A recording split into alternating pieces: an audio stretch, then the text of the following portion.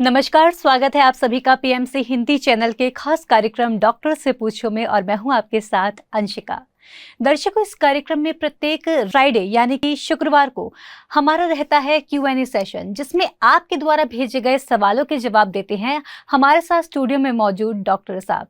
तो दर्शकों, जो आप सवाल भेजते हैं, सबसे पहले कार्यक्रम को शुरू करने से पहले ही मैं आपको बता दूं कि जब भी आप कोई भी सवाल भेजें तो उसमें आपकी बीमारी की पूरी डिटेल्स मेंशन करें, अपनी उम्र और अपना नाम मेंशन करना ना भूलें। तो आज की कड़ी को शुरू करते हुए सबसे पहले स्वागत करूंगी हमारे साथ स्टूडियो में मौजूद एनर्जी मेडिसिन एक्सपर्ट, एक्यूपंक्चरिस्ट और MBBS डॉक्टर S रंजन जी का। सर, आपका बहुत बहुत स्वागत है पीएमसी हिंदी चैनल पर। धन्यवाद। सर, आज का जो सेशन है Q&A सेशन है, जिसका इंतज़ार हमारे व्यूअर्स को पूरे हफ्ते भर रहता है, तो मैं ज़्यादा समय आपका ना लेते हुए और व्यूअर्स का ना लेते हुए आज का कार्यक्रम शुरू करती हूँ। और आज का जो पहला सवाल है रेखा जी का है।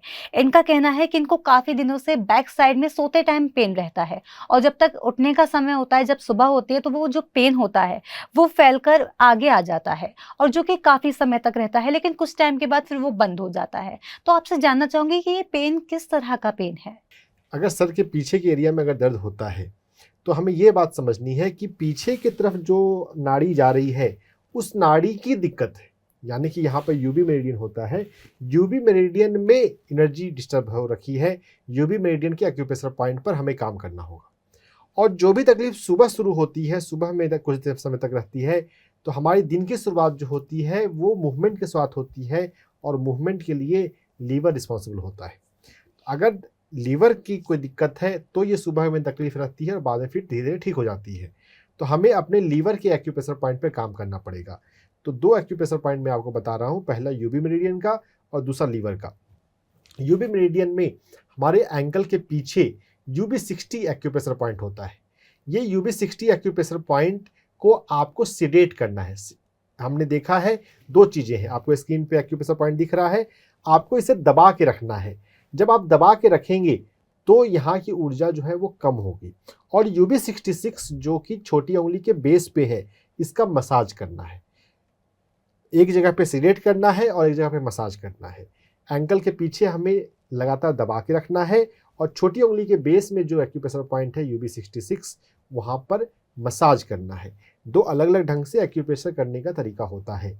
इसका हमें बारीकी से हमें याद रखना चाहिए, करना चाहिए। UB60 UB66 पर काम करने से आपके सिर के पीछे की समस्या दूर होगी। और जो लीवर में अगर दिक्कत होती है तो हमें दिक्कत सुबह वाली होती है। कोई भी दिक्कत अगर सुबह में होती है, बाद में नहीं होती, तो हम लीवर पे काम करते हैं। आप अपने पैर के अंगूठे के पास लीवर का एक्यूप्रेशर पॉइंट होता है। तो पैर के अंगूठे और उसके बगल की उंगली के बीच में आपको स्क्रीन पे एक्यूप्रेशर पॉइंट दिखाया जा रहा है। आप इसको दबा कर देखिए। दबाने पर आपको यहाँ पर दर्द जरूर मिलेगा। तो यहाँ पे आपको सिडेट करना है, दबा के रखना है 1 मिनट से 2 मिनट तक और दिन में 3 से 5 बार। अगर दर्द नहीं मिलता है तो आपको दबाने की जरूरत नहीं है, लेकिन बहुत संभावना है कि आपको दर्द मिलेगा ही। दर्द मिले तो आपको समय अधिक देना है, दिन में 3 से 5 बार आपको सिडेट करना है। बस वहाँ पर दबा कर रखना है, पकड़े रहना है ताकत के साथ। अगर दर्द नहीं मिलता है तो सिर्फ दिन में 2 बार या 1 बार करें। लीवर को बेहतर करना है, इसकी यांग ची को हमें कम करना है।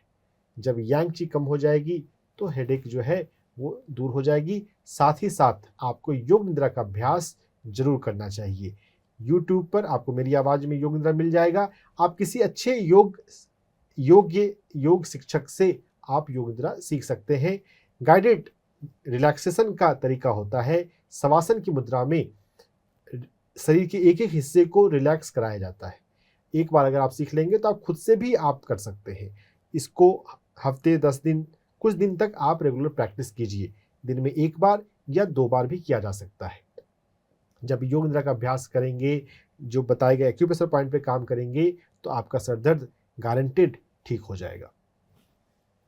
सर, जैसा कि आपने बताया कि योग निद्रा का अभ्यास करना है, उनको 10 दिन कर सकते हैं, 12 दिन। तो मैं आपसे जानना चाहूँगी कि ये जो योग निद्रा है, क्या ये हम रेगुलरली नहीं कर सकते? हमें एक टाइम के बाद? बिल्कुल कर सकते हैं। देखिए क्या है, चूंकि नए लोग हैं, पहली बार जी। कर रहे हैं, तो एक मोटिवेट करने का ये आपको तरीका है कि आपको एक टेस्ट मिल जाए। अगर आपको 10 दिन में टेस्ट मिल गया, फ़ायदा मिल गया, तो आप इसको कंटिन्यू भी रख सकते हैं। कोई योग निद्रा को रेगुलर करने में कोई निगेटिव बातें छोड़ दीजिए, आपको फ़ायदे बहुत सारे होंगे। आपकी नींद की क्वालिटी बेहतर हो जाएगी, आपके सपनों की क्वालिटी बेहतर हो जाएगी, आपको अपने जीवन में क्लैरिटी आने लग जाएगी, आप जल्दी थकेंगे नहीं। अगर आपका शरीर प्रॉपरली रिलैक्स रहता है तो आपको थकान होना कम हो जाएगा, आपको गुस्सा आना कम हो जाएगा, आपको चिड़चिड़ा होना, किसी बात से इरिटेट होना वो कम हो जाएगा। जो ध्यान के फ़ायदे हैं लगभग योग निद्रा के फ़ायदे हैं थोड़े से माइल्ड डिग्री के योग निद्रा में, क्योंकि रिलैक्सेशन पर ज़्यादा फोकस है। जो ध्यान है उसमें अवेयरनेस पर, होश पर, सांसों पर हम होश लगाते हैं, होश पर अधिक फोकस है। नहीं तो हम रेगुलर बेसिस पे भी योग निद्रा का अभ्यास बखूबी कर सकते हैं। सर बहुत बहुत धन्यवाद, आपने इस सवाल का जवाब दिया। आशा करती हूँ रेखा जी आपको आपके सवाल का जवाब मिल गया होगा। इसी के साथ बढ़ते हैं अगले सवाल की ओर। अगला सवाल हमारे एक व्यूअर ने भेजा है अपने फादर की समस्या से रिलेटेड। इनके फादर की उम्र 68 ईयर्स है, पार्किंसन की प्रॉब्लम है इनको पिछले 8 सालों से।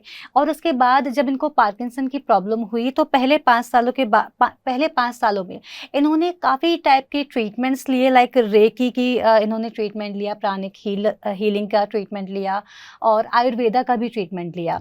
लेकिन ये सारी थेरेपी एक टाइम के बाद उनके साथ वर्क करना बंद कर गई, तो फिर उन्होंने एलोपैथी का सहारा लिया। लेकिन जब एलोपैथी का सहारा लिया तो और भी ज़्यादा इनको प्रॉब्लम्स आने लगी, जैसे कि उसके बाद से इनको बीपी की प्रॉब्लम हुई, प्री डायबिटिक इशू हो गए और इसके साथ ही इनको और भी कई समस्याएं होने लगी। तो आपसे जानना चाहूँगी कि सर इनको क्या करना चाहिए जिससे इनको थोड़ा आराम मिल सके। ये मेरे वाइब्रेशन थेरेपी में पार्टिसिपेंट्स थे। अभी राजस्थान की पिलानी यूनिवर्सिटी में मैंने वाइब्रेशन थेरेपी पर सेशन लिए थे। तो आप योगा कर रहे हैं आपके पिताजी, काबिल तारीफ बात है। यहाँ पर बात ये समझनी है कि योगा कर रहे थे, फ़ायदा मिल रहा था, रेकी कर रहे थे, प्राणिक हीलिंग कर रहे थे, फ़ायदा मिल रहा था, बाद में एलोपैथी पे गए। अगर नहीं जाते तो ज़्यादा अच्छा रहता। चलिए अब चले भी गए तो आप योगा और बाकी जो अल्टरनेटिव चीज़ें हैं उनके अभ्यास को बंद मत करें। फ़ायदा भले आपको लग रहा है कि फ़ायदा कम मिल रहा है, लेकिन वास्तव में फ़ायदा तो होता ही है। जब हम कोई चीज़ को आग पर पकाते हैं, प्रेशर कुकर में भोजन बन रहा है, बहुत समय तक उसकी सीटी में कोई आवाज़ विशल नहीं होती, लेकिन जब विशल नहीं है तब क्या कुकिंग नहीं हो रही है? तब भी कुकिंग हो रही है, तब भी हीट जो हो रहा है उससे प्रोसेस इंटरनल बन हो रहे हैं। तो आपको मोटिवेट करते रहिए, फिर अपने पिताजी को जो वो कर रहे हैं वो करते रहना है। साथ में ऐड क्या करना है? ऐड यहाँ पर हम कई सारी चीज़ें कर रहे हैं। मैं 3 चीज़ों की बात करूँगा। आपने व्यक्तिगत भी मुझसे संपर्क किया था तो मैंने आपको 1-2 चीज़ें बताई थी। आपको अनुलोम विलोम प्राणायाम यहाँ पे ऐड करना है। जो पार्किंसन है, जिसमें हाथ हिलने की समस्या होती है, ब्रेन पर, मेमोरी पर भी इफेक्ट जाता है, तो आपको अनुलोम विलोम प्राणायाम जो है वो रिलैक्स करेगा, आपकी इड़ा पिंगला और बाकी नाड़ियों को संतुलित करेगा। ऊर्जा के संतुलन पर, वाइब्रेशन के संतुलन पर फोकस करना है। तो अनुलोम विलोम प्राणायाम दिन में 2 बार उनको 10-10 राउंड कराएं। ज़्यादा करने की भी बहुत ज़्यादा ज़रूरत नहीं है। आप 1 बार 5 बार भी कर लेते हैं तो भी ये आपको फ़ायदा देगा। साथ में उनको ध्यान का अभ्यास कराएं, गाइडेड मेडिटेशन को उनका ट्रैक उनको सुनने दें और साथ में आप भी बैठें। देखिए क्या होता है, मोटिवेशन से हम करने को प्रेरित होते हैं। अधिक उम्र के लोग हों या छोटी उम्र के लोग हों, बच्चे हों, दोनों के केस में हमें उनके साथ बैठकर ध्यान कर बैठने का रूटीन रखना चाहिए कि हाँ इतने बजे यहाँ पर मैं आऊँगा, मैं भी साथ में ध्यान में बैठूँगा, आप भी बैठें। क्योंकि अकेले बैठने में बहुत बार होता है कि ध्यान इंटरेस्ट नहीं आता। साथ में बैठने रूटीन है तो फिर रूटीन बना हुआ है तो धीरे धीरे बैठेंगे, और जब बैठेंगे तो फिर जब शून्यता में मजा आएगा तो हीलिंग एनर्जी आपकी सुषुम्ना नाड़ी में बहने लग जाएगी। साथ ही साथ यहाँ एक्यूप्रेशर पॉइंट पर हम बात करें तो हमारी एल्बो पर जो हमारे हाथ का हिस्सा है, यहाँ पे HT3 एक्यूप्रेशर पॉइंट होता है। हार्ट मेरिडियन में टोटल 9 पॉइंट होते हैं। तो ये तीसरे नंबर का जो एक्यूप्रेशर पॉइंट है उस पर हमें मसाज करना है। इस पॉइंट को थोड़ा गौर करेंगे, कोहनी पर ये हमें लगता है कि ऊपर है कि नीचे है। ये हमारे जो फोर आर्म का हिस्सा है उस तरफ है, वहाँ पर कोहनी पर, और यहाँ पर दर्द नहीं होता है। इस एक्यूप्रेशर पॉइंट पर ज़्यादातर टाइम में दर्द नहीं मिलेगा, फिर भी आपको यहाँ पर मसाज करना है, दोनों हाथों में करना है। जब HT3 एक्यूप्रेशर पॉइंट को मसाज करेंगे तो ये पार्किंसन को हील करने में बहुत हेल्प करता है। अगर मेमोरी का भी इशू हो, क्योंकि चीज़ें याद नहीं रहती, वैसे भी बुढ़ापे में बहुत लोगों को दिक्कत होती है, उनको याद नहीं रहता, तो यहाँ पर मैं एक बहुत रिसर्च बेस्ड एक मेडिटेशन मेथड है जो सिखिज्म के मंत्रा से थोड़ा जुड़ा हुआ है। डॉक्टर धर्म सिंह खालसा हार्वर्ड में रिसर्चर हैं, उन्होंने इस पर बहुत सीरीज ऑफ रिसर्च करवाए। सत्य सा ता ना मा, मैं बस अभी उसका थ्योरी थोड़ा सा डिस्क्राइब कर रहा हूँ। इंटरनेट पे आप यूट्यूब पे जाएंगे, आपको बहुत सारे इसके मेडिटेशन मेथड मिल जाएंगे। सा ता ना मा 11 मिनट का सबसे बेसिक वर्जन होता है। ये आप पिताजी के साथ बैठकर 2 बार आपको करना है, सुबह शाम, नहीं तो कम से कम 1 बार तो सोने के पहले जरूर करें। म्यूजिक का ट्रैक होता है सा ता ना मा, सा ता ना मा, सा ता ना मा। ये अलग अलग टेम्पो के साथ, घटते हुए और फिर बढ़ते हुए टेम्पो के साथ होता है। आपको उसको अपने फिंगर मूवमेंट के साथ जोड़ते हुए उसे करते रहना है। अगर फिंगर मूवमेंट नहीं करते हैं, अगर आप मेंटली भी करते हैं तो भी ये आपको फायदा करता है।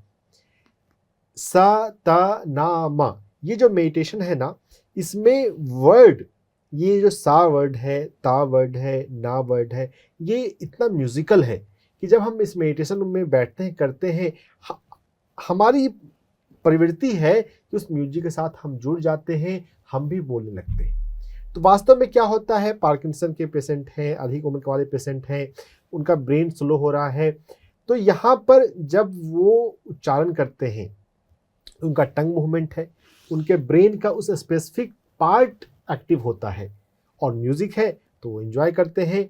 और इसके बाद वैसे उसमें बीच में भी जब स्लो डाउन होता है, जब बिल्कुल स्लो हो जाए और आवाज़ मध्यम हो जाए, उस समय आंखें बंद कर लेनी है।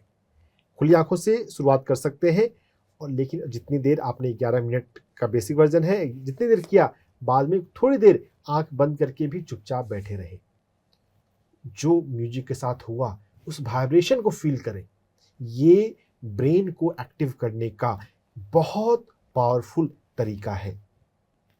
सा ता ना मा कीर्तन क्रिया मेडिटेशन, यूट्यूब पर आप जाएं, इसका ट्रैक आपको मिल जाएगा। ये आप पिताजी को बैठकर सुबह शाम, या कम से कम शाम में दिन में 1 बार, प्रेफरेबली 2 बार, नहीं तो 1 बार आप उन्हें कराएं, इससे उन्हें बहुत फायदा होगा। बहुत बहुत धन्यवाद सर, आपने इनकी इतनी जटिल समस्या जो बढ़ती ही जा रही है, उसका जो आपने सुझाव बताया और जो हल आपने बताया, मुझे लगता है कि इनके लिए हेल्पफुल साबित होगा, और आशा करती हूँ कि आपको आपके सवाल का जवाब मिल गया होगा। इसी के साथ सर बढ़ते हैं अब अगले सवाल की ओर। अगला सवाल जो है हमारे व्यूअर का है, उनका कहना है कि वो 6 से 7 महीने से ध्यान से जुड़े हैं, इनर जर्नी भी कर रहे हैं, और इसके साथ ही 20 से 25 दिनों से उनको उनके दोनों पैरों की थाइस में और टांगों की पिंडलियों में यानी काल्फ मसल्स में पेन रहता है, दर्द रहता है, और इसके साथ ही इन्हें बैक पेन की भी प्रॉब्लम है। तो क्या दोनों चीज़ें आपस में रिलेट कर रही हैं, या इनका ये माइंडसेट है? आप रिलेट कर रही हैं। देखिए क्या है कि ध्यान में हमें बैठना पड़ता है घंटे, 2 घंटे, 3 घंटे के लिए जी। और अगर हमारे बैठने का अभ्यास नहीं हो तो जब हम बैठते हैं तो यह भी आपको तकलीफ देता है। तो यहाँ पे तकलीफ बेसिकली क्या हो रहा है कि आपका बैठने का अभ्यास कम हो गया था, खत्म हो गया था, और अब आप बैठ रहे हैं तो आपके पैर आपको कंप्लेन कर रहे हैं कि तुमने मेरा केयर नहीं किया, तो अब ब्लड फ्लो प्रॉपर हो नहीं रहा। दर्द हो रहा है, इसका मतलब ब्लड फ्लो प्रॉपर नहीं हो रहा है। तो आपको पैरों के एक्सरसाइज करने हैं, वैसे योगासन जिसमें पैरों का प्रयोग होता है, बटरफ्लाई, वज्रासन, वृक्षासन, उनका प्रयोग करना है। स्विमिंग भी हेल्प करेगी। ताड़ासन में हम अपने दोनों हाथों को ऊपर की ओर स्ट्रेच करते हैं, ताड़ासन का प्रयोग करेंगे, वो हमारे बैक मसल्स के लिए बहुत अच्छा है। हमारे जो बैक मसल्स होते हैं वो अगर हम लगातार बैठे रहते हैं तो थोड़े दब जाते हैं, उनमें ब्रीदिंग स्पेस नहीं होता, उसमें ब्लड सर्कुलेशन, ऑक्सीजन सर्कुलेशन ठीक से नहीं हो पाता। तो जब हम ताड़ासन करेंगे बैक मसल स्ट्रेच होंगे, तो ये बहुत फ़ायदा करता है। ताड़ासन करना है, सूर्य प्रकाश में 5 मिनट से 10 मिनट के लिए जाना है। अपने बैक को चाहे कपड़ों के ऊपर से ही सही सूर्य प्रकाश लगने दीजिए। जब सूर्य प्रकाश लगेगा तो उससे यांगची बढ़ेगी। बैक के लिए हम अपने हाथों में भी मिडिल फिंगर और रिंग फिंगर, इन दोनों के बीच के स्पेस का मसाज हम कर सकते हैं। मैं अभी बताने के लिए अपने हाथ ऊपर रख रहा हूँ, आप अपने हाथ को नीचे रखते हुए दोनों फिंगर के बीच में, मिडिल फिंगर और रिंग फिंगर के बीच के जो स्पेस के बीच में मसाज करेंगे, इससे भी हमारा बैक जो है वो हेल्दी होता है। तो बैक हेल्दी हो, TW3 एक्यूप्रेशर पॉइंट की बगल वाला स्पेस TW3 भी हेल्प करता है। और TW3 जिस बोन की इस तरफ है, स्क्रीन पे आपको TW3 दिखाया जा रहा है, TW3 जिस तरफ है उसी बोन में उस दूसरी तरफ भी, दोनों तरफ आपको मसाज करना है। TW3 का भी और उसके अपोजिट वाले bone space, inter bone space, दो बोन के बीच के स्पेस का मसाज भी करना है। तो इससे आपका बैक हेल्दी रहेगा।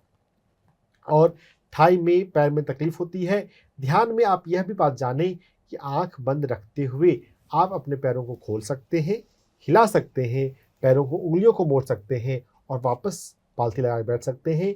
इससे ध्यान बहुत ज़्यादा डिस्टर्ब नहीं होता। ब्रेन साइंस की लैंग्वेज में अगर टेक्निकली बात करूं तो हम ध्यान में डेल्टा स्टेट में होते हैं। अगर हम आंख बंद रखते हुए अगर अपने शरीर को थोड़ा बहुत हिला लेते हैं तो हम अल्फा में ही आते हैं, ध्यान पूरी तरह टूटता नहीं है। तो आपको फिक्र बिल्कुल नहीं करनी है। पैरों की एक्सरसाइज करें, आसन करें, एक्यूप्रेशर पॉइंट्स करें, ताड़ासन करें, आप बिल्कुल ठीक हो जाएंगे। बहुत बहुत धन्यवाद सर, आपने इस सवाल का जवाब दिया। मुझे लगता है कि हमारे व्यूअर को उनके सवाल का जवाब मिल गया होगा। इसी के साथ बढ़ते हैं अब अगले सवाल की ओर। अगला सवाल है पद्मश्री जी का। इनका कहना है कि इनकी जो बेटी है, इनकी डॉटर जो है, इनको हायर हेडेक की प्रॉब्लम है। बहुत ज़्यादा सर में दर्द रहता है, ऐसा लगता है कि किसी ने हैमर मारा। तो मतलब ये दर्द का जो एक लेवल है वो बता रहे हैं कि इतना ज़्यादा इनको दर्द रहता है। उनकी जो एज है, जो बेटी है उनकी एज है 23 ईयर्स और डेली मेडिटेशन भी करते हैं। तो कृपया इसका बताएं कि ऐसा जो दर्द है ये क्यों हो रहा है? हाई हेडेक हो रहा है। देखिए, तकलीफ ऊर्जा के तल पर वही है, सूर्य प्रकाश, सूर्य प्राण की अधिकता और पृथ्वी प्राण की कमी। पृथ्वी प्राण से आपको जुड़ना है दोस्तों। पृथ्वी प्राण से जुड़ेंगे, पृथ्वी प्राण बढ़ाने वाले एक्यूप्रेशर पॉइंट्स करेंगे तो आपको सर दर्द नहीं होगा। प्रकृति के संपर्क में जाएं, पेड़ पौधों के साथ थोड़ा समय व्यतीत करें। हम हमेशा अपने कमरे में, अपने घर में बंद नहीं रहें। हम प्रकृति से दूर होते जा रहे हैं, यह भी तकलीफ बनती है। हमें बीच बीच में पार्क में जाना चाहिए, हरियाली में रहना चाहिए, पेड़ पौधों के फ्रेश हवा लेनी चाहिए। और यहाँ पर पीरियड की समस्या भी हो तो उसकी समस्या इससे भी हो सकता है। पीरियड हेल्थ के लिए हमारा अलग वीडियो है, वो भी आप देख कर करें। उसको भी नॉर्मल रखना, 28 डेज की साइकिल और 5 डेज का फ्लो विद गुड हीमोग्लोबिन, 12.5 से हीमोग्लोबिन ज़्यादा हो तो फिर ये समस्या, हेडेक वाली समस्या ज़्यादा नहीं होती। आँखों का भी आपको ध्यान रखना होगा। अगर हम मोबाइल का, लैपटॉप का अधिक प्रयोग करते हैं, हमारी आँखें हमेशा सिर्फ नज़दीक ही देखती हैं, तो इसके दूर देखने की अभ्यास जो है वो कम हो जाती है। तो ऐसा नहीं है कि आजकल हम ज़्यादा आँखों का प्रयोग कर रहे हैं, आँखों का प्रयोग हम हमेशा करते थे। बस अगर हम लैपटॉप और मोबाइल ज़्यादा देखते हैं तो हम सिर्फ नज़दीक देखते हैं, दूर नहीं देखते। तो एक्टिवली आपको बीच बीच में हर घंटे पर कोई दूर की चीज़ें, कोई दूर के पेड़ या आकाश को देखना चाहिए। जब हम दूर देखने का अभ्यास बीच बीच में कर लिया करेंगे तो हमारी आँखें हेल्दी रहेंगी, हमें सरदर्द नहीं होगा। और बहुत लोगों को चश्मा उतारने में भी इससे फ़ायदा होता है। अगर चश्मा लगने वाला हो, अगर ये एक्सरसाइज सीख लेंगे कि बीच बीच में हर घंटे पर हम लैपटॉप पे काम कर रहे हैं, लगातार नज़दीक देख रहे हैं, हर घंटे पर जो भी आप दूर से दूर देख सकते हैं, कोई खिड़की से, बालकनी से, कोई पेड़ को या आकाश को, उसको देख लीजिए। 1 मिनट के लिए ही, कोई बहुत ज़्यादा देर देखने की बात नहीं, कुछ सेकंड के लिए भी देखने से हमारी आँखों का जो कर्वेचर है वो चेंज हो जाता है। तो जब कर्वेचर चेंज हो जाएगा तो यह भी एक फैक्टर होता है कि आपको हेडेक नहीं होने देगा। तो सर हमें जो ज़रूरत है इस तरह की जो प्रॉब्लम हो रही है हेडेक की, तो कभी-कभी जैसा कि आपने बताया कि हमें पास देखने की आदत पड़ जाती है, हम दूर नहीं देखते तो हमारी आँखों की एक्सरसाइज़ नहीं हो पाती है। जी, तो हमें ज़रूरत है कि हम वो एक्सरसाइज़ भी करें जिससे हमारी जो आँखों की मांसपेशियाँ हैं वो एक्टिव रहें। बिल्कुल। तो सर इसी के साथ अब बढ़ते हैं अगले सवाल की ओर। प्रियंका का सवाल है गाज़ीपुर यूपी से। इनका कहना है कि इनका 2 साल 3 महीने का बच्चा है, इसको माइल्ड ऑटिज़्म डायग्नोज़ हुआ है। तो ये जानना चाहती हैं कि इनको क्या करना है और ये मेडिटेट भी कर रही हैं। अभी 15 दिनों से ही मेडिटेशन करना शुरू किया है और मेडिटेशन किस तरह से इनको हेल्प करेगा? बहुत अच्छे। ऑटिज़्म एक ऐसी बीमारी है जिसको कहते हैं मेडिकल में कि इसका कोई इलाज नहीं है। जी। ब्रेन डेवलपमेंट का डिसऑर्डर होता है। अब ब्रेन का डेवलपमेंट अगर नहीं हुआ है, तो अब हम बहुत ज़्यादा कुछ नहीं कर सकते। लेकिन फिर भी आप हिम्मत मत हारिए, अपने ध्यान को रेगुलर रखते हुए उसके ब्रेन में आप एनर्जी ट्रांसफ़र करने का प्रयास कीजिए। आपको ध्यान में बैठना है आधे घंटे से लेकर 1 घंटे तक। 1 घंटे तक आराम से ध्यान में बैठ सकें, ऐसा अभ्यास अपना बनाइए। अगर आपका 1 घंटे में ध्यान में बैठना होता है, तो आपके पास सफिशिएंट एनर्जी आती है जिसको आप हीलिंग के लिए यूज़ कर सकें। लेकिन अगर 15 मिनट भी बैठते हैं, आधे घंटे भी बैठते हैं, तो भी नहीं करना है ऐसा नहीं है, आप करेंगे। क्या करेंगे? अपने ध्यान में आप बैठते हैं, ध्यान से जब बाहर आ जाते हैं, जब आँख खोलकर, तो फिर बच्चे के पास जाएँ, अपने बच्चे को अपनी गोद में रखें और उसके सिर पर हाथ रखें और सिर पर हाथ रखते हुए ये भाव करें कि हे भगवान, इसका ब्रेन का डेवलपमेंट हेल्दी हो, प्रॉपर हो। इस भावना के साथ आप हाथ रखे रहिए और 5 मिनट 10 मिनट के लिए मेडिटेशन में और बैठिए। तो आपके हाथों से ऊर्जा निकलकर बच्चे के सिर में, बच्चे के ब्रेन में जाएगी और उसका डेवलपमेंट थोड़ा बेहतर होगा। अब यहाँ पर ये मेडिकल साइंस में ये चीज़ें अचंभा लगती हैं, लेकिन बहुत लोगों ने इसका प्रयोग किया है और ये चीज़ें काम करती हैं। यहाँ पर बारीक बातें ये हैं कि आपका ध्यान अच्छा होगा तो आपसे ऊर्जा ट्रांसफ़र होगी। आपको अपना ध्यान अच्छा रखना है।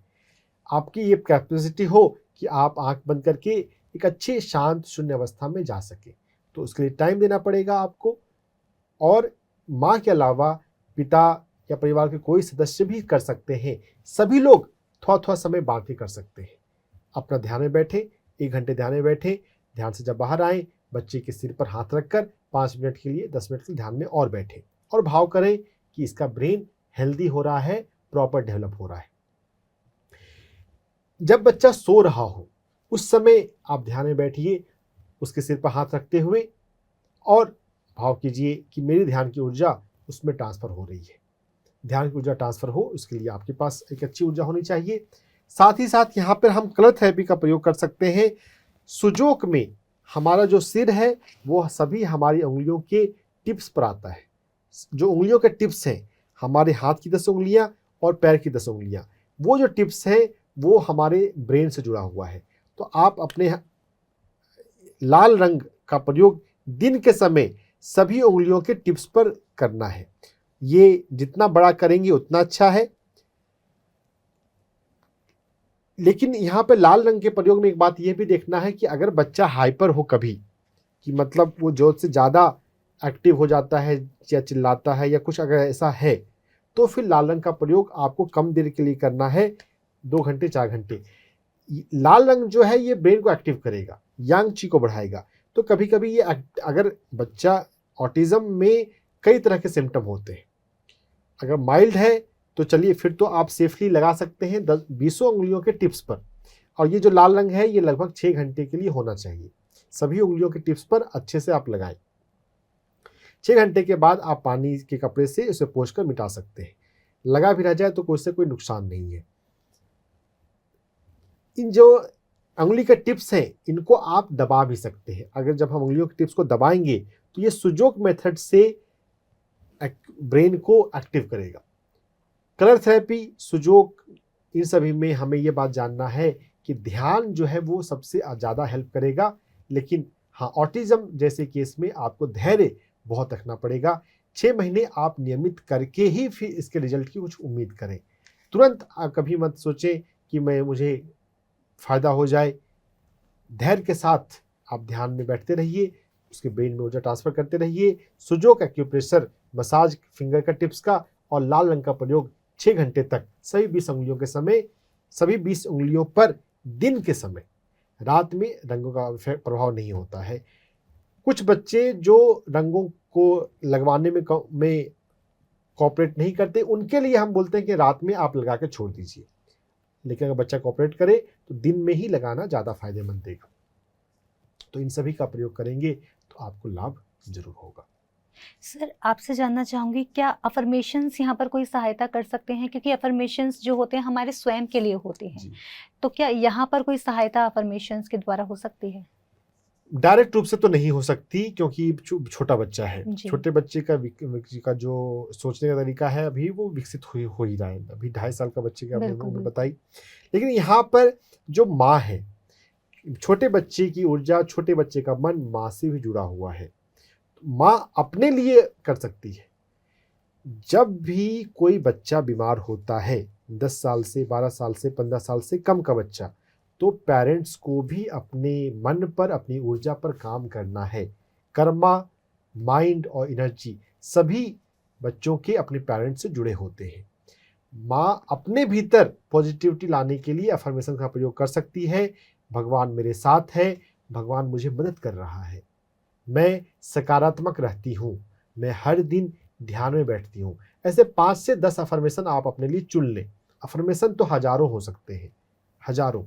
आपको सबसे ईजी और जो आपको सबसे ज़्यादा सूट करे, कि आपको लगे, आप हर व्यक्ति को पता होता है कि उसको अपने माइंड में, अपने लाइफ में क्या इम्प्रूवमेंट, कौन सी आदत, कौन सी सोचने का ढंग इम्प्रूव करने की ज़रूरत है। और ध्यान से भी समझ में आता है, जो भी नकारात्मक से सकारात्मक करना है उसको वर्तमान काल में हम अफर्मेशन बनाकर कर सकते हैं। अब जैसे ध्यान का अभ्यास अभी आप शुरू कर रहे हैं, ध्यान का अभ्यास आपका गहरा होता जाए, उसके लिए अफर्मेशन कर सकते हैं, मेरा ध्यान गहरा होता जा रहा है, हर एक दिन मैं गहरे ध्यान में प्रवेश करती हूँ। तो ध्यान के लिए भी अफर्मेशन आप कर सकते हैं। ये माँ को या पेरेंट्स को, पिता को करना होगा। बच्चे का डायरेक्ट संबंध अफर्मेशन से नहीं है। बहुत बहुत धन्यवाद सर इस सवाल के जवाब के लिए। आशा करती हूँ प्रियंका जी, आपको आपके सवाल का जवाब मिल गया होगा, और हमारी आशा है कि जल्द ही आपका जो बच्चा है वो पूर्ण रूप से स्वस्थ हो जाए। तो सर, इसी के साथ अब बढ़ते हैं अगले सवाल की ओर। अगला सवाल है सुजाता शर्मा जी का। इनकी उम्र 60 वर्ष है। इनका जो सवाल है वो नी पेन से रिलेटेड है, और ये चाहती हैं कि ये जो नी पेन है इससे डील कैसे किया जाए, ये आप बताएं। और इसके साथ ही क्या नी रिप्लेसमेंट ही इसका एक ओनली ऑप्शन होता है? आप इस पर भी कुछ चर्चा करें। हाँ, हमें ये बात समझनी है, मेनी सर्जरीज आर प्लेसिबो। ज़्यादातर सर्जरी जो होती हैं वो एक विश्वास के अनुसार हमें हेल्प करती हैं। अगर आप अपने आप पर काम करना चाहें तो आपने घुटने को आप डायरेक्ट हील कर सकते हैं। नी सर्जरी की ज़्यादातर केसों में ज़रूरत नहीं है। लेकिन अपने नी पर काम कैसे करना है वो आपको समझना है। कोई भी रोग आता है उसके कई सारे कारण होते हैं। ऊर्जा के तल पे कारण है और मन के तल पे कारण है। ऊर्जा के तल पे कारण क्या है? जिसे घुटना है, हमारा घुटना लीवर से जुड़ा होता है। लीवर की दिक्कत है, वो दिक्कत, जॉइंट की दिक्कत, घुटने की दिक्कत बनती है। अपने लीवर को हेल्दी बनाएं। लीवर को हेल्दी बनाने के लिए भी दर्जनों तरीके हैं। आप लीवर डिटॉक्स कर सकते हैं। आप जूस का सेवन, खासकर गन्ने का जूस, इसका सेवन अधिक कर सकते हैं। आप अपने माइंड के लेवल में फ्लेक्सिबिलिटी लाएं। लीवर या घुटना में एक जो नेगेटिव थॉट पैटर्न है वो रिजिडिटी का है, स्टबर्न नेचर। हम जिद्दी होते हैं, हम बोलते हैं नहीं, काम को ऐसा ही होना चाहिए, ऐसा ही करना चाहिए। समय के अनुसार, परिवार के अनुसार, परिस्थिति के अनुसार हम बदलना सीखें। फ्लेक्सिबल रहें। जो फ्लेक्सिबल रहते हैं उनको घुटने का दर्द जल्दी नहीं होता। ये आपको अपने भीतर बदलाव लाना है। एक्यूप्रेशर पॉइंट की मैं बात करूं तो यहाँ पर हम LU5, LU8, liver 3 acupressure point पे काम कर सकते हैं। LU5 एक्यूप्रेशर पॉइंट हमारे कोहनी पर होता है, अंगूठे की लाइन में। LU5 से नाम पता चल रहा है, लंग का ये 5वां एक्यूप्रेशर पॉइंट है। लंग मेरिडियन पे ये 11 पॉइंट होते हैं। आपको स्क्रीन पे LU5 दिखाया जा रहा है। इस LU5 एक्यूप्रेशर पॉइंट को दोनों हाथों में आपको दबाना है। चाहे आपको तकलीफ एक ही पैर में क्यों ना हो, एक ही तकलीफ दूसरी पैर में भी जाती है। दोनों पैर में LU5 का मसाज करें। LU5 पर आपको दर्द मिलता है।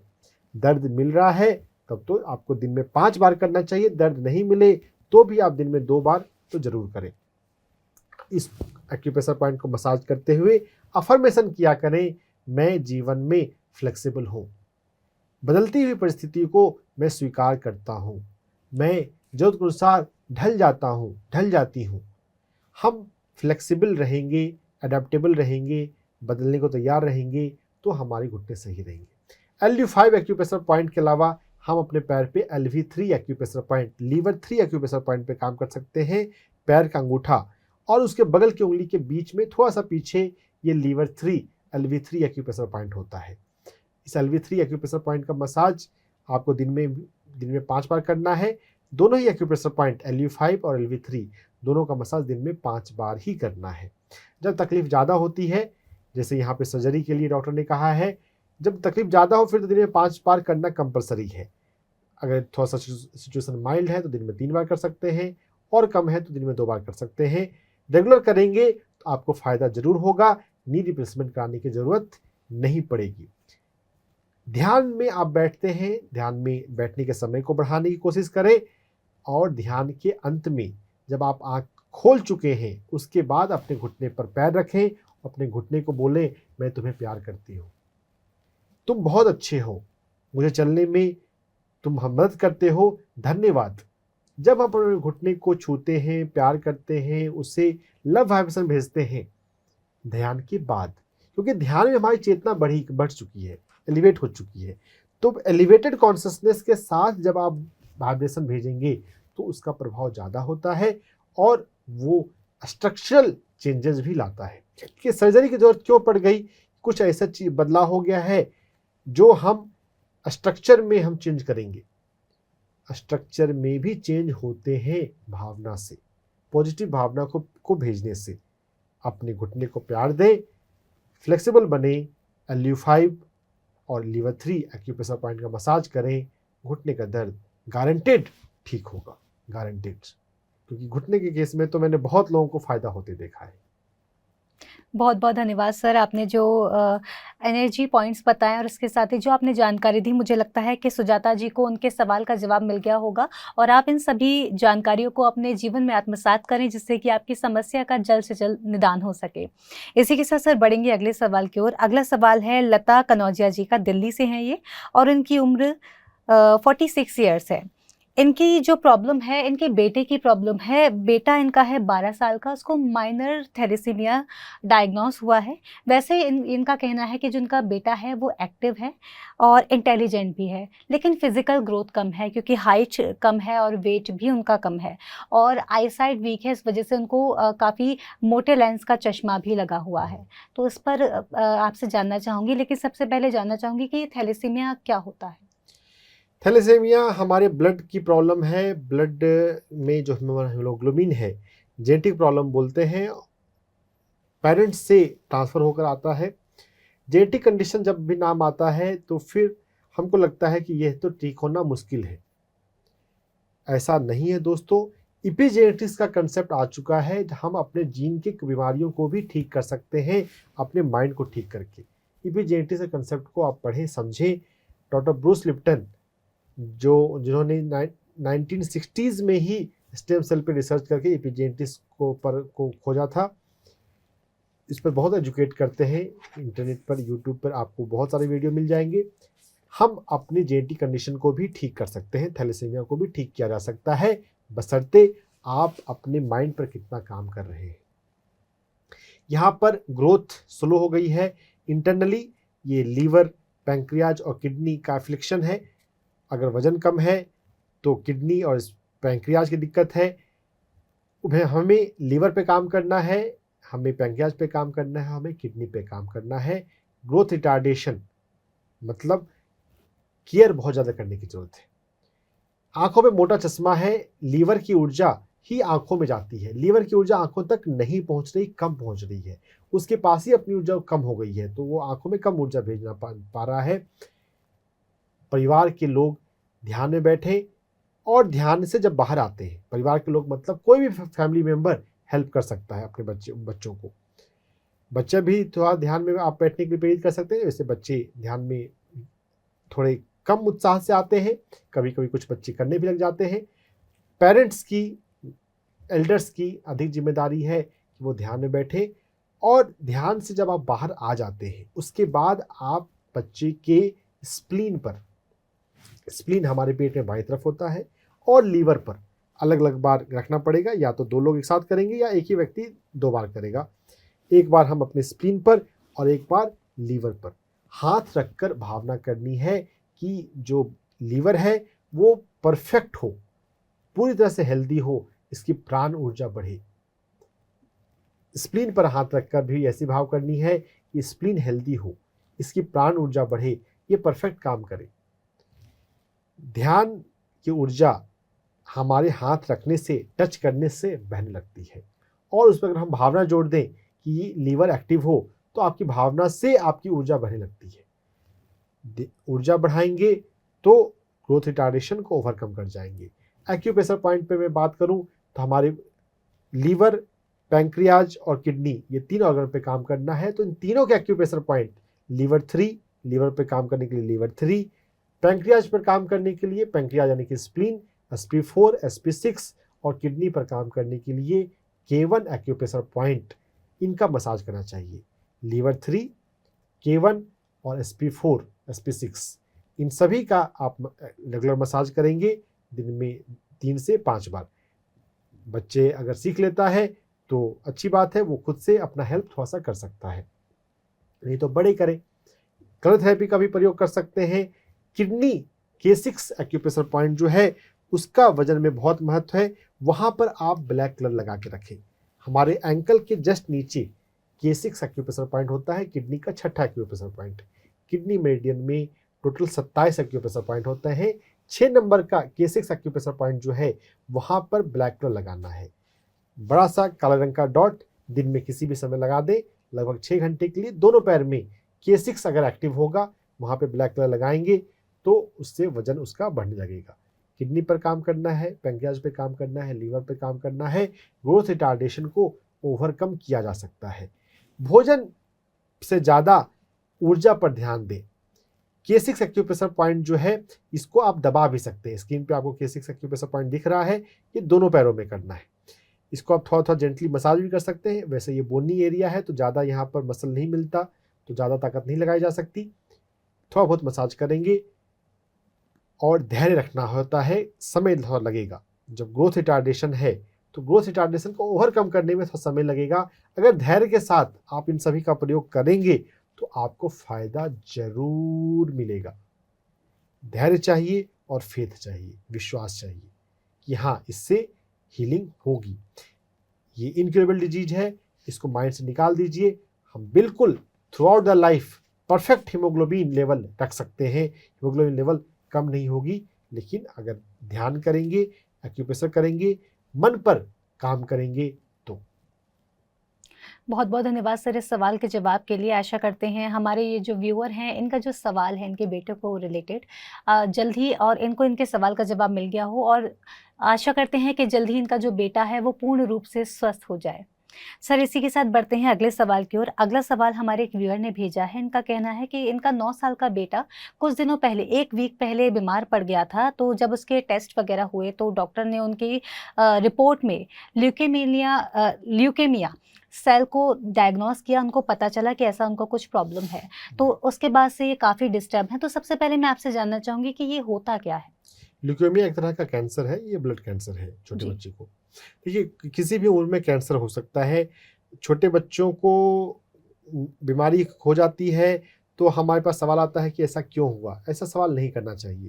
देखिए वास्तव में यहाँ पे अगर हम आध्यात्मिक रूप से चिंतन करें तो यहाँ पे कारण तो कर्मा है।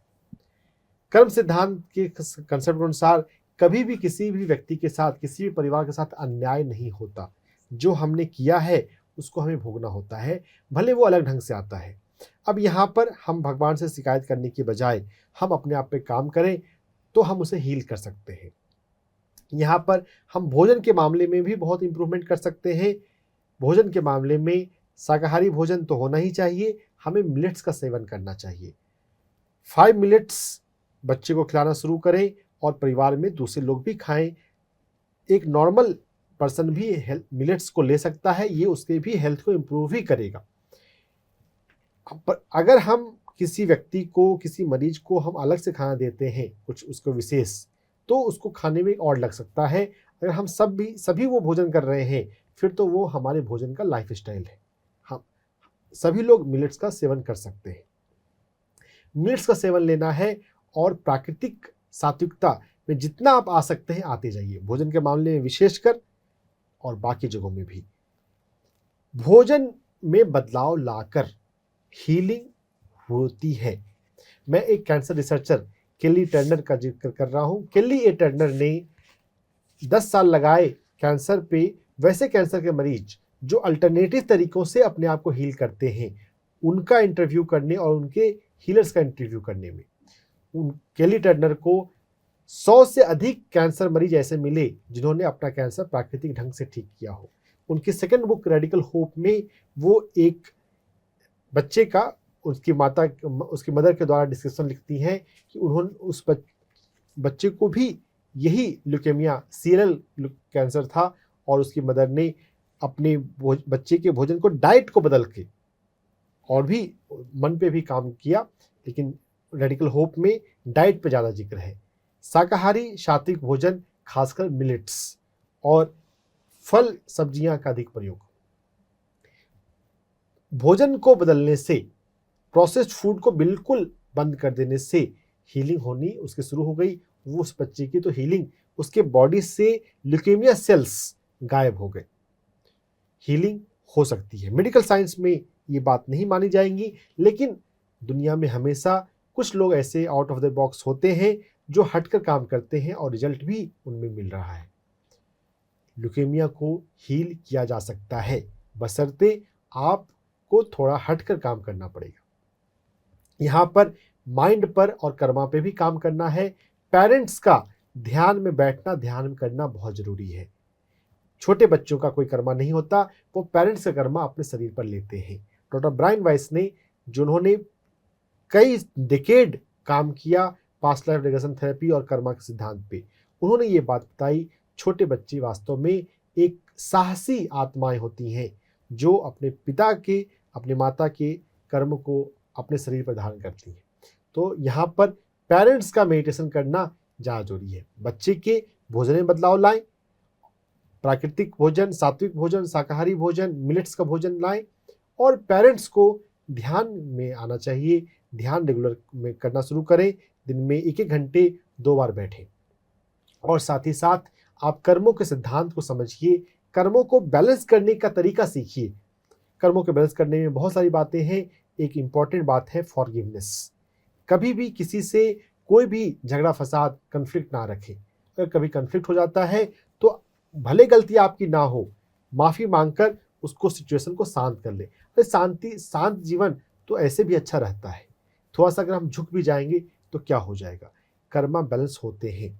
अपने पिछले जीवन को याद करें, पिछले 5 साल, 10 साल, 20 साल को, और कहीं भी कोई भी कन्फ्लिक्ट है तो माफ़ी मांगकर उस रिलेशनशिप को वो ठीक कर ले।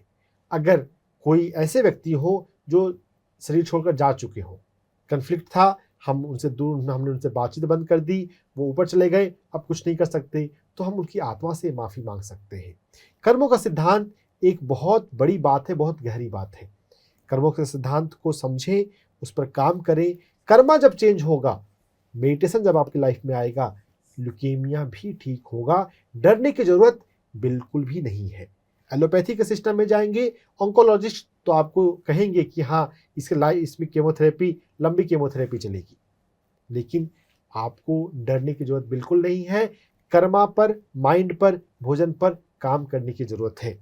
केली टर्नर जो एक जबरदस्त कैंसर रिसर्चर हुई, कि उनकी बुक रेडिकल रिमिशन और रेडिकल होप, दो उनकी बहुत अच्छी किताब है। सेकंड बुक में ल्यूकेमिया की हीलिंग का स्टोरी है, रेडिकल होप। आप इसको पढ़िए, आपको हिम्मत मिलेगी, आपको बल मिलेगा, आप ल्यूकेमिया की स्पिरिचुअल हीलिंग, नेचुरल हीलिंग करने के लिए प्रोत्साहित होंगे। ल्यूकेमिया हील हो सकता है। तो जैसा कि डॉक्टर साहब ने कहा ल्यूकेमिया हील हो सकता है, आपको क्या करना है, आपको हौसला बनाकर रखना है, पॉजिटिव थिंकिंग रखनी है, अपने बच्चे की डाइट पर भी ध्यान रखना है। और जब क्योंकि बहुत सा ऐसा होता है कि जब हम बीमार होते हैं कि मम्मी खिचड़ी भी बना देती हैं, तो भी हमें नहीं खाना होता, हमें वो नहीं अच्छा लगता क्योंकि बाकी सब और कुछ खा रहे होते हैं। तो आप एक कदम आगे बढ़ा सकते हैं, जो उनको आपको डाइट में देना है, वो आप अपनी डाइट में भी शामिल कर सकते हैं, जिससे कि आप भी हेल्दी रहेंगे और वो भी हेल्दी रहेगा। और इसके साथ ही साथ पीएमसी हिंदी चैनल की दुआएं हैं, आशाएं हैं कि जल्दी जल्द आपका जो बेटा है वो इस प्रॉब्लम से बाहर आए और वो जल्द ही पूर्ण रूप से स्वस्थ हो जाए। इसी के साथ डॉक्टर साहब अब बढ़ते हैं आज के आखिरी सवाल की ओर, जो कि है राज का। जयपुर से हैं ये, 38 वर्ष इनकी उम्र है। इनको जानना है कि इनको ना यूरिन इन्फेक्शन की प्रॉब्लम है, तो इसका ट्रीटमेंट वो क्या लें, ये जानना चाहते हैं। यूरिन इन्फेक्शन बहुत कॉमन है, यूटीआई। अब यूटीआई में जो इन्फेक्शन है, इन्फेक्शन में जलन होती है। जब हम इसको ट्रीट नहीं करते हैं, इग्नोर करते रहते हैं, जिंदगी की गाड़ी खिंच रही है, चल रही है, तो ये इन्फेक्शन बढ़ता है। कभी कभी इन्फेक्शन भी ज़्यादा फैलता है, इसका इफेक्ट किडनी पे भी जाता है। कई बार बैक में भी इशू पहुंच जाता है, पेल्विक रीजन में भी तकलीफ हो जाती है, बैक पेन भी शुरू हो जाता है। हमें इग्नोर नहीं करना चाहिए। एक बेसिक बात है कि हम पर्याप्त पानी पिया करें, और जब भी यूरिन का नेचुरल अर्ज आता है, हम अर्ज को दबाएं नहीं। कई बार होता है कुछ हम काम कर रहे हैं, ट्रैवल कर रहे हैं, हम अर्ज को पोस्टपोन करते हैं। ठीक है, कभी थोड़ा बहुत करना भी पड़ता है, लेकिन उसको कम से कम करें।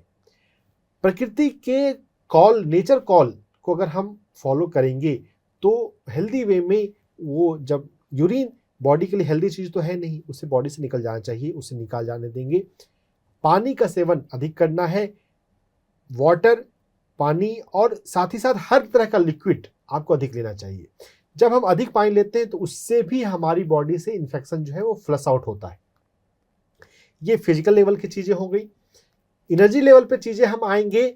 हमारे हाथ में मिडिल फिंगर और रिंग फिंगर, इन दोनों के बीच का जो हमारा जो स्पेस है हथेली पर अंदर की तरफ से, गोरा हिस्सा जो है, जो मैं आपको दिखा के बता रहा हूँ, इस स्पेस को आपको दबाना है। जो गोरा हिस्सा है इधर ज़्यादा, बाकी आप पकड़ रहे हैं तो दोनों तरफ थोड़ा थोड़ा दबेगा ही। यहाँ पर आपको दोनों हाथ में दबाना है। दिन में 1 मिनट से लेकर 2 मिनट तक 5 बार। बार बार आप दबाएंगे तो ये पेरिनियम रीजन, जो हमारा लोअर एब्डोमेन रीजन है, उस रीजन में एनर्जी का फ्लो प्रॉपर होगा। यहाँ पर दबाने के साथ साथ हम काले रंग का प्रयोग कर सकते हैं। जो इन्फेक्शन है वो यांग एक्सेस है, सूर्य प्राण की अधिकता है। ब्लैक कलर लगाएंगे तो इससे हमारा जो यांग ची है वो कम होगी, बैलेंस होगी। एक्यूप्रेशर करते हुए, ये सुजोक एक्यूप्रेशर पॉइंट है। सुजोक में सिर्फ एरिया होते हैं, नाम नहीं होता है। इस एक्यूप्रेशर पॉइंट के अलावा हम अपने पैर पे UB66, जो छोटी उंगली के बेस पे है, उस पे भी हम मसाज कर सकते हैं। UB66 acupressure point urinary bladder meridian का सेकंड लास्ट पॉइंट है। 67 पॉइंट होते हैं, सबसे बड़ी नाड़ी है UB66, 67 का जो पैर की छोटी उंगली के बाहर की तरफ से है, दोनों पैर पे आप उसका मसाज करेंगे, और वहां भी UB66 पर भी आप काले रंग का प्रयोग करेंगे। UB66 के साथ साथ थोड़ा सा आगे बढ़ते हैं तो नाखून के पास UB67 है, उसको भी आप काले रंग का प्रयोग करेंगे। सिर्फ काला रंग लगा के छोड़ देना है। काला रंग अपने आप यांगची को कम करेगा। एनर्जी पर काम करने के साथ हम अपने मन पर काम कैसे करें। इन्फेक्शन, हमारे इन्फेक्शन क्यों होता है हमें समझने की जरूरत है। इन्फेक्शन क्या है? एक तरह से जो पैथोजेनिक बैक्टीरिया है उसका हमारी बॉडी पर अटैक है। जब हमारे भीतर, हमारे मन में ये डर होता है कि कोई हम पर अटैक कर सकता है, कोई मुझे नुकसान पहुंचा सकता है, डर की भावना ही एक तरह से इन्फेक्शन का कारण बनती है। फिजिकल लेवल पे हमें केयर करना ही है, लेकिन साथ ही साथ मन पर भी काम करना है। क्या आपके भीतर कोई डर है? चिंतन कीजिएगा। ध्यान अगर हमारे जीवन में हो, जिससे हम अपने मन के विचारों के प्रति अधिक सजग हो रहे हैं, तो आपको अपने बिलीफ सिस्टम को भी एनालिसिस आप कर सकते हैं। कभी कभी हमें बैठना चाहिए और अपने विचारों का चिंतन करना चाहिए। मेरे विचार कितने सकारात्मक हैं, कितने नकारात्मक हैं, क्या मेरे भीतर डर है, क्या मेरे भीतर दूसरे नेगेटिव इमोशंस हैं, फीलिंग्स हैं। चिंतन करने से आपको बोध होगा कि हाँ, आपके भीतर डर है, डर पर काम करना है। जिन चीज़ों से डर लगता है उसको फेस करना है। अंधेरे से डर लगता है तो अंधेरे को फेस करना है। हम डर लगता है, हम दूर भागते हैं, दूर भागेंगे तो डर तो बढ़ता जाएगा। फेस करेंगे, क्या होगा देखना है। किसी को मौत से अगर डर लगता है तो डेथ सब्जेक्ट को समझना है। मृत्यु पर बहुत रिसर्च हुए हैं, बहुत मूवी बनी है, नेटफ्लिक्स में डॉक्यूमेंट्री है surviving the death, surviving death. Hindi में अनीता मूरजानी की किताब है। अनीता मूरजानी को कैंसर हो जाता है और वो मर जाती है, लेकिन 24 घंटे के कोमा के बाद वो वापस अपने शरीर में लौट आती है। तो मरने के बाद आत्मिक दुनिया में क्या होता है वो उसने डिस्क्राइब किया। उसके सोच में क्या बदलाव आया। अपने पिता के प्रति उसके भीतर एक फियर था। उसको ऐसा लगता था पिता उससे गुस्सा कर रखते थे। जब आत्मिक दुनिया में अपने पिता से, जो कि पहले शरीर छोड़ चुके हैं, उनसे जब मिली तो ये भ्रम मिट गया। पिता तो बहुत प्रेम करते हैं, अननेसेसरी ही वो अपने आप को वो बुरा समझती रहती थी। तो मौत के बाद वो वापस आई, बहुत रेयर फिनोमेना है, इसको हम नियर डेथ एक्सपीरियंस बोलते हैं। अनीता मूरजानी की किताब हिंदी में भी उपलब्ध है, पढ़िए। मृत्यु को समझेंगे तो वो बहुत तरह के डर को खत्म कर देगा। हर तरह के डर को जीतना जरूरी है। इन्फेक्शन में डर को जीतना जरूरी है। अगर आप डर को जीत लेते हैं, कोई भी इन्फेक्शन आपको नहीं हो पाएगा। ना सिर्फ यूटीआई, बल्कि बहुत तरह का फीवर जो होता है, ये जो कोविड हुआ, कोविड होता था लोगों को, जो भी सेफ्टी है, सोशल डिस्टेंसिंग है, उनको मैं फॉलो किया करता था, लेकिन मैं तो बिल्कुल सुरक्षित रहा। पेशेंट मुझे देखने होते थे, पेशेंट भी देख रहे थे सेफ्टी प्रिकॉशन को फॉलो करते हुए। हमारे भीतर डर नहीं हो तो इन्फेक्शन होने की संभावना बहुत कम हो जाएगी। मन पर, साइकोसोमेटिसिटी पर बहुत कम काम होता है। लुई हे ने थोड़ा सा काम किया है, लेकिन थोड़ा सा ही किया है। साइकोसोमेटिसिटी पे और भी काम हो सकता है। भविष्य में जब इस विधा का लोगों में इंटरेस्ट बढ़ता जाएगा, डिमांड जब क्रिएट होगा, तो और रिसर्चर सामने आएंगे। डर को जीतिए, इन्फेक्शन ठीक हो जाएगा। टेम्परेरीली आप अपने हाथ में सुजोक कॉरेस्पॉन्डेंस पॉइंट को मसाज करें, काला रंग लगाएं। अपने पैर पर UB66 एक्यूप्रेशर पॉइंट पर काला रंग लगाएं। पानी का सेवन अधिक करें। UB66 एक्यूप्रेशर पॉइंट जो है, यहाँ पर दर्द नहीं होता। आपको स्क्रीन पर UB66 एक्यूप्रेशर पॉइंट दिख रहा है, इसका फोटो ले लें और यहाँ पर काला रंग लगाएं। यहाँ पर दबाएंगे, दर्द नहीं मिलता है। दर्द नहीं मिलता है तो भी आपको करना है। UB66 एक्यूप्रेशर पॉइंट पर काला रंग लगाना है। अपने हाथ में, दोनों हाथ में काला रंग लगाना है। काला रंग अगर नहीं हो तो नीला रंग भी लगा सकते हैं। नीला रंग भी वह लगभग वैसा ही इफेक्ट लाता है जैसा काला रंग लाता है। काला रंग ज्यादा अच्छा लाता है। काले रंग का प्रयोग, पानी का अधिक सेवन, एक्यूप्रेशर पॉइंट और अपने मन पे बदलाव लाना, ना सिर्फ आपका ये यूटीआई ठीक होगा, बल्कि भविष्य में भी आपको दूसरे इन्फेक्शन से भी इम्यूनिटी मिल जाएगी। सर, आपसे जानना चाहूँगी, जैसे कि अभी ये तो किसी मेल का सवाल है, लेकिन जब महिलाओं की बात आती है तो महिलाओं में भी ये जो यूटीआई है ये बहुत देखा जाता है। तो आपसे जानना चाहूँगी, क्या उनके लिए भी एक्यूप्रेशर पॉइंट्स जो होते हैं ये सेम ही रहते हैं, या फिर जैसे कि आपने एक बार बताया था कि लेफ्ट हैंड और राइट हैंड का, तो इसमें थोड़ा सा आप डिटेल में बताइए। महिलाओं के लिए भी यहाँ पर एक्यूप्रेशर पॉइंट सेम रहेंगे। हमारे हाथ में पेरिनियम वही है, जो यूबी की नाड़ी है, यूबी मेरिडियन भी वही है। महिलाओं में यूटीआई थोड़ा रिलेटिवली अधिक कॉमन होता है। यहाँ पे थोड़ा सा हाइजीन का ध्यान रखने की जरूरत है। पीरियड के समय और बाकी समय भी हाइजीन का अधिक ध्यान रखेंगे तो यूटीआई से बचे रहेंगे।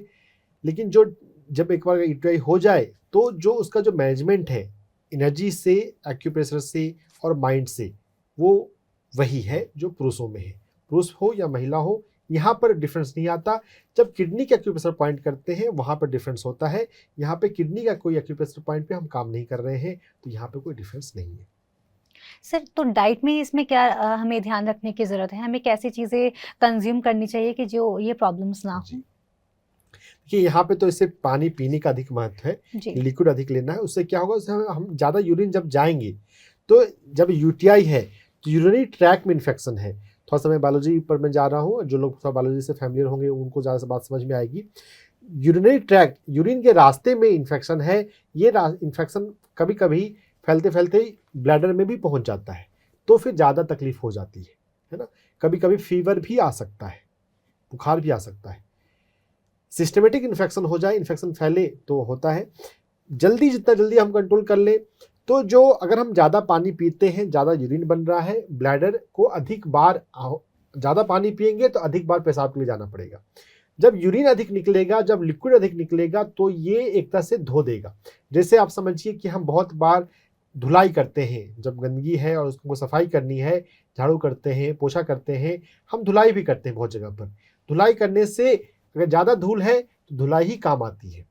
तो अधिक पानी पीना, अधिक लिक्विड पीना, जूस और सीजनल जूस, हम जो फलों का सेवन, फल का जूस लेंगे, सब्जियों का जूस लेंगे, तो जो सीजनल फल होते हैं ना, उनका हमें अधिक सेवन करना है, वही ज़्यादा हमें फायदेमंद होते हैं। यहाँ पर जूस के साथ जब भोजन करने की जब बात आएगी तो ये ऊर्जा के तल पर, ये प्राण ऊर्जा में पृथ्वी प्राण ऊर्जा की अधिकता चाहिए, तो वो इन्फेक्शन को से लड़ पाएगा। तो पृथ्वी प्राण किसे मिलेगा? जो जमीन से आने वाले फल और सब्जियां हैं उनमें सबसे ज़्यादा है। वैसे हर एक फल और सब्जी में प्राण ऊर्जा अधिक है। जो भी चीज़ आग पर पकी, आग पर पकने से उसमें गर्माहट आई और उसमें सूर्य प्राण का प्रभाव अधिक बढ़ा। देखिए, सूर्य प्राण जब हम कहा जा रहा है तो सिर्फ सूर्य से आने वाली रोशनी में ही प्राण नहीं है, जहाँ भी उस प्रकृति का प्राण है वो उस कैटेगरी में आता है। तो अग्नि से जो हम हीट उत्पन्न होता है वो सूर्य प्राण वाला इफेक्ट बढ़ाएगा। तो आग पर पका हुआ भोजन हम अधिक लेते हैं तो उससे सूर्य प्राण ज़्यादा मिलता है। जब हम कच्चा लेते हैं, फल और सब्जियां लेते हैं, तो उससे पृथ्वी प्राण अधिक मिलता है। तो हमें रॉ फूड का अधिक भोजन करना है, प्रोसेस्ड फूड कम कर देना है, जो कि इन जनरल हेल्थ के लिए भी महत्वपूर्ण है। बहुत बहुत धन्यवाद डॉक्टर साहब, आपने जो इन्फॉर्मेशन आज हमारे साथ शेयर की। जो यूटीआई का जो प्रश्न रहता है, मेनली सभी के दिमाग में कहीं ना कहीं होता है, और कहीं ना कहीं हर कोई इस बीमारी से या तो जूझ रहा होता है, कुछ ना कुछ लोग जूझ रहे होते हैं और कुछ जूझ चुके होते हैं। तो मुझे लगता है ये इन्फॉर्मेशन उन लोगों के लिए बहुत ज़्यादा हेल्पफुल साबित होगी।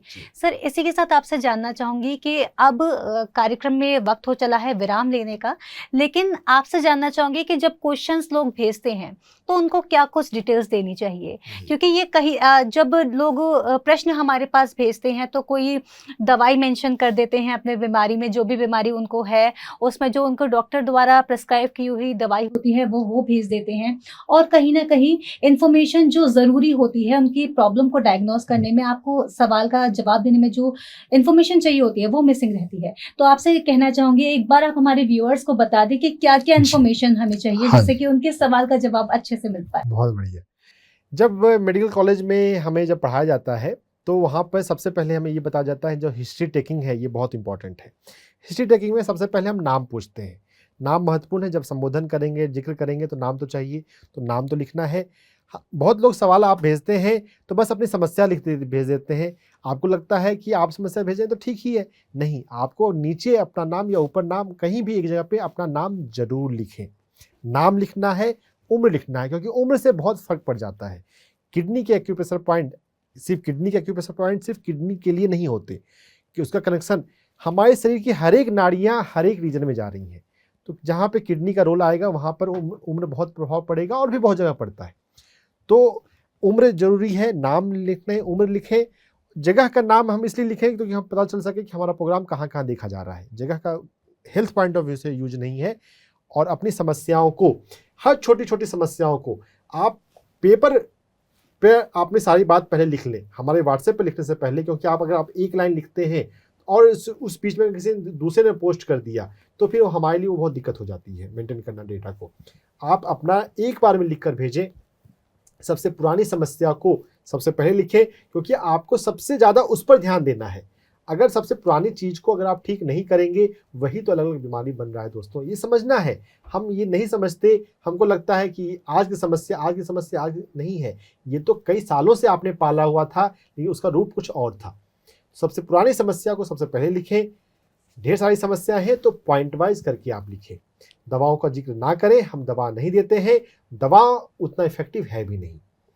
और आप अपने प्रश्न में धैर्य बनाए रखें। जो शुक्रवार को एपिसोड आता है तब आपका सवाल आएगा, व्हाट्सएप पर लिख कर जवाब दिया जाए, इससे आपको ज़्यादा मदद मिल नहीं पाएगी, मेहनत भी अधिक लगेगी और प्रॉपर गाइडेंस हो भी नहीं पाएगा। शो में आपको जवाब दिया जाएगा, थोड़ा धैर्य बनाए रखें। और सभी स्वास्थ्य में ध्यान का महत्व है, सभी स्वास्थ्य में शाकाहारी भोजन का महत्व है, सभी स्वास्थ्य में मिलेट्स का महत्व है। इन जनरल का तब तक फॉलो करते रहें। बहुत बहुत धन्यवाद डॉक्टर साहब, आपने जो इन्फॉर्मेशन हमारे साथ शेयर की। तो दर्शकों, इन सब बातों का ध्यान में रखते हुए आपको अपने क्वेश्चंस भेजने हैं हमें। हमारा व्हाट्सएप नंबर आपकी टीवी स्क्रीन पर फ्लैश हो रहा है।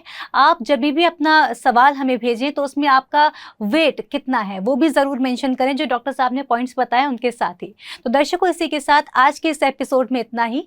आप जो अपने अगले सवाल भेजेंगे उनका जवाब हम आपको देंगे डॉक्टर से पूछो कार्यक्रम के अगले Q&A सेशन, यानी कि अगले शुक्रवार को। इसी के साथ अब वक्त हो चला है आपसे आज्ञा लेने का, तो मुझे दीजिए आज्ञा। लेकिन आप कहीं मत जाइए, आप देखते रहिए PMC हिंदी चैनल। नमस्कार।